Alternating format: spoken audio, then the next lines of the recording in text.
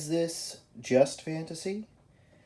No, not exactly. So, I wanted to do a shout out to a fantasy comic that just came has come out recently that I think is great and deserves a lot more people reading it, picking it up.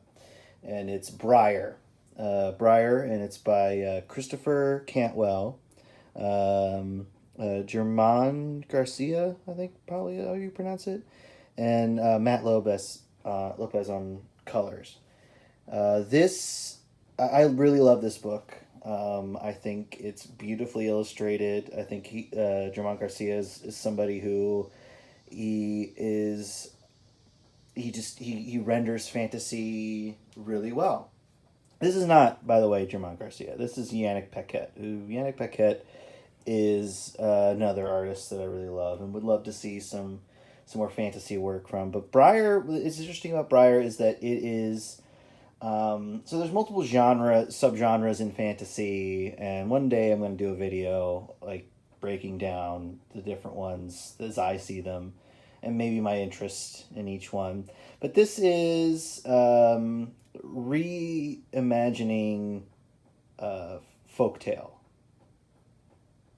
Or a fairy tale, you could say. So this is a reimagining of Sleeping Beauty, which you may think is not necessarily the tale that has the most high fantasy potential, maybe. But you'd be wrong, because this comic is, in my opinion, one of the better fantasy comics to come out in recent years. Not in the least which because I think the art is great, but I also think the writing is really fun. And it just creates an interesting world. So let's just get into it. All right, so to start us off, we have what you would expect in a fairy tale visually. Is these lush, bright colors, and again, Matt Lopes is such a great colorist.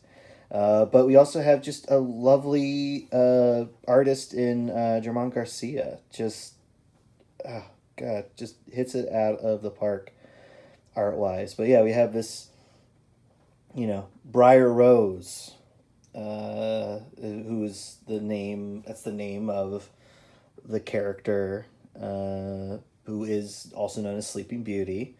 That's from the Grimm's fairy tales, as well as I believe the Disney film also uses the name Briar Rose, so that's where the name comes from of the book. Briar is Briar Rose, with these beautiful, delicate illustrations. It's very open. It's very happy, very cheerful. Like again, what you'd expect in a fairy tale, and then even what you would expect. But the big problem here is she's never woken up. So this is a what if tale. What if she was never woken up?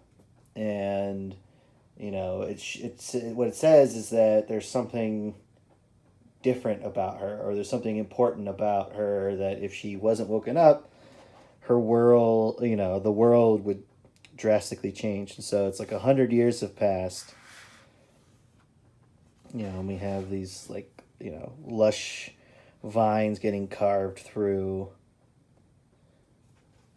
I got these, this corpse here. We got this mysterious figure cutting in. And when we find her, sleeping, she looks like a fucking cadaver, which is like, that was one of the that was basically the moment when I was like, I love this book. It's like she's, basically a corpse that's been trapped here. And this figure, she's come for this item, this amulet, if you will. And then before leaving, they decide to do the typical thing, which is to give her a kiss. And this corpse wakes up, and she's coughing and gagging and vomiting, and it's quite hideous, honestly. And the figure has run away because basically they've just awoken a zombie with a kiss. And that's something I really love about the choices in this book, is that, like, you know, she is, you know, she's kind of cadaverous in this almost this whole time in the series. So the series just had its first, like, collected edition into its first 4 books. Here's, the other 3 books. For the rest of them, I made sure I got the Cantwell, or not the Cantwell, the German Garcia covers. So I just, really became a big fan of his work. And I did my own fan art related to Briar, which I'll, I guess, put on the screen now because I'm a big fan.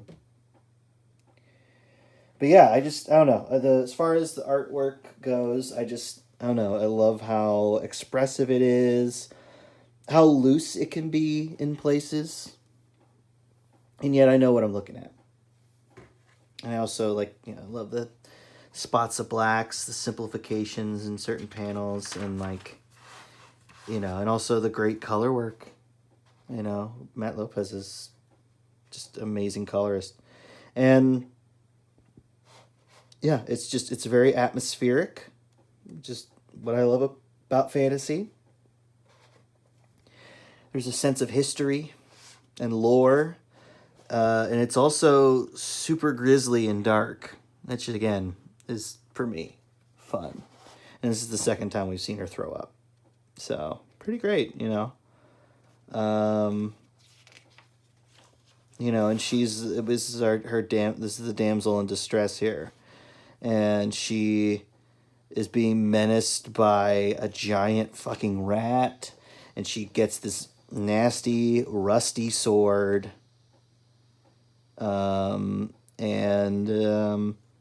She ends up cutting this fucking rat's head off. And yeah, it's just, look at this intense look on her face. Look at that. Oh, man.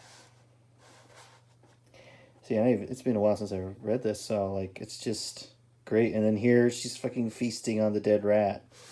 So, it is hardcore, it's not, and it's also, it gives you, it's not, it's give you different story ideas, to, different things that you would expect.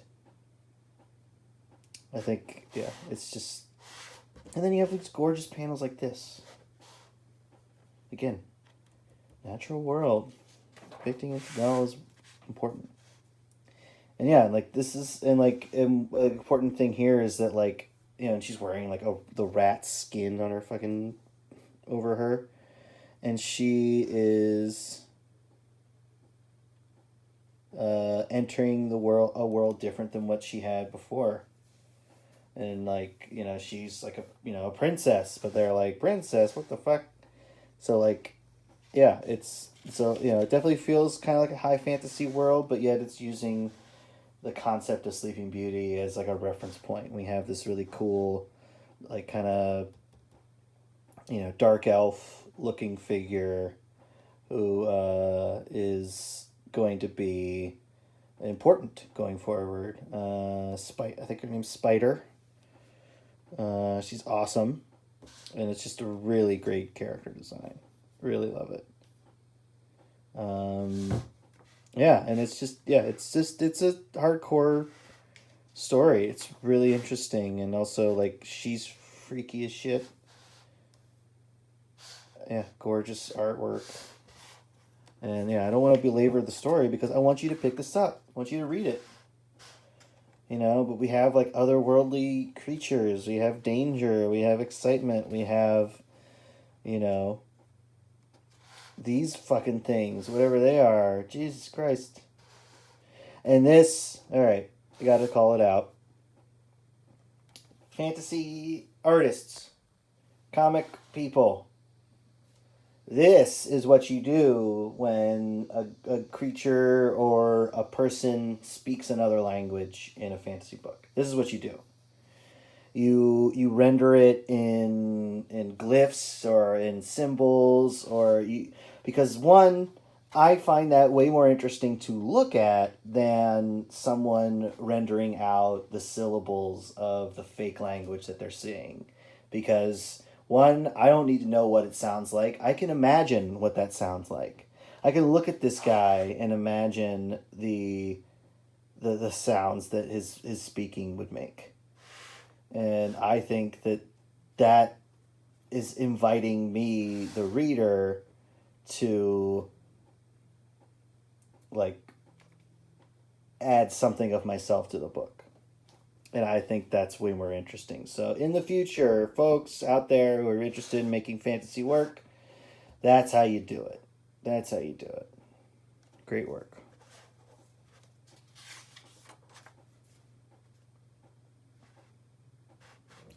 Now, so we have, good and decent characters. Yeah, it's a rough world, but we're following people who give a shit about each other, even if they don't know why. Great little. I love the onomatopoeia there. Boof, just rendered in a fun way too.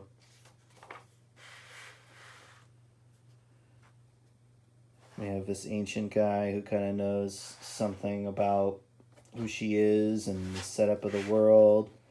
Yeah, just absolutely. I don't know. It's just a fun book to read. And it's also, rough and violent, but it's just yeah, it's a great mix of like, beauty and horror. I don't know, like it's so fun. And like every good fantasy book, we have ourselves a map. A map that, we can follow along, we can get a sense that like, oh, this is a world they're establishing.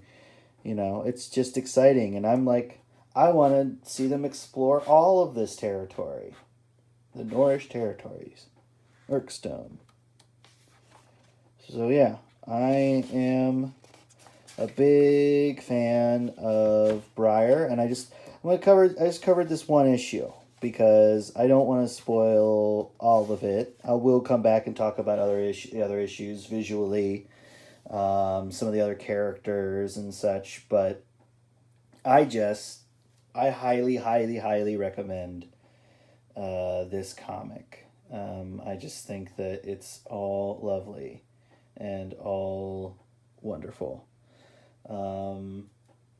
Yeah, and I think that if you're interested in fantasy comics, this is a great place to start. It's also a very current book. It's just started. And there is a trade that includes the first 4 issues, which is like the first arc. And apparently they were originally just planning on doing, like, it was a one-off story, but they decided that they had more to tell. So there's going to be more, and couldn't be happier.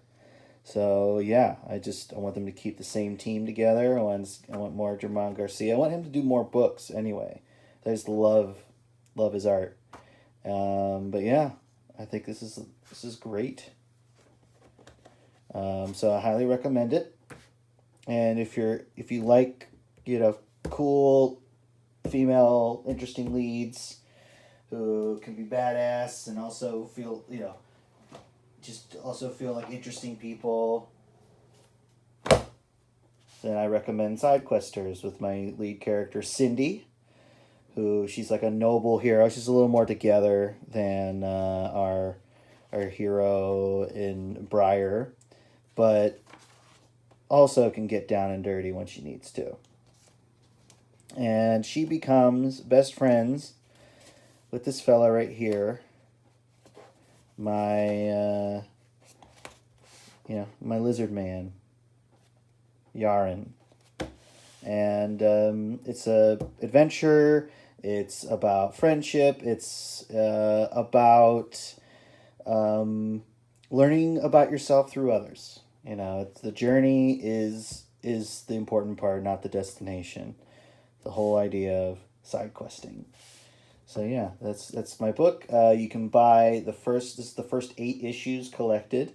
You can read it all on Global Comics, and you can also read my anthology books, Haxan, on Global Comics. But you can also buy physical versions here. These are stories of magic users set in the same world as side questers, and if you like more traditional comic subject matter, I have my comic 3-panel origin that is a web comic that I update every Thursday on Instagram.